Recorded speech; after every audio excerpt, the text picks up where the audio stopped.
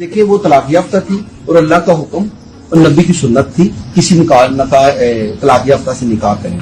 কিছু লোকের কিছু কথা কিংবা বয়সগত ব্যবধানের কোনোটাই বাধা হতে পারেনি ২২ বছর বয়সী তরুণী ও ৭০ বছরের এক ব্যক্তির সম্পর্কে। অনেক জল্পনা কল্পনাকে হার মানিয়ে তরুণীকে বিয়ে করেছেন হাকিম বাবর। পাকিস্তানের রাওয়ালপিন্ডির এ যুগলের প্রণয় ও পরিণয়ের আলোচনা এখন দেশ ছাড়িয়ে বিশ্বের বিভিন্ন প্রান্তে।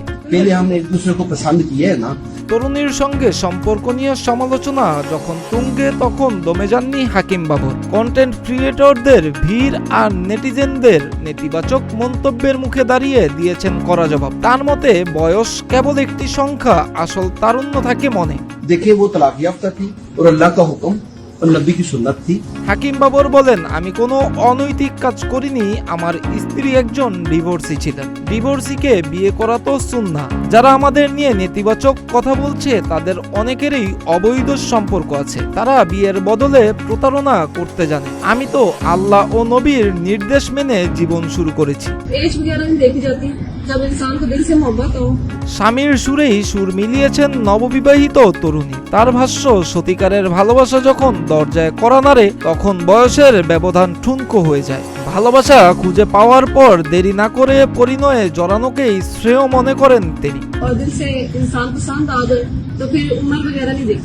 চার দেয়ালের সমালোচনা কানে না নিয়ে এখন নতুন জীবনের পরিকল্পনায় ব্যস্ত এ দম্পতি। লক্ষ্য স্থির করেছেন আগামী ঈদ উল ফিতরের পর যাবেন সৌদি আরবে উমরা করতে। আর ইবাদত শেষে হানিমুনের গন্তব্য সুদূর ইউরোপের দেশ নেদারল্যান্ডস। সমাজ যখন সম্পর্কের সংজ্ঞা খুঁজছে তখন হাকিম বাবর ও তার তরুণী স্ত্রী প্রমাণ করেছেন মন মিললে বাধা নয় বয়স। রাওয়ালপিন্ডির এ বিয়ে কেবল পাকিস্তান নয়, বিশ্বজুড়ে জন্ম দিয়েছে নতুন আলোচনা। মিরাজ হোসাইন, প্রতিদিনের বাংলাদেশ।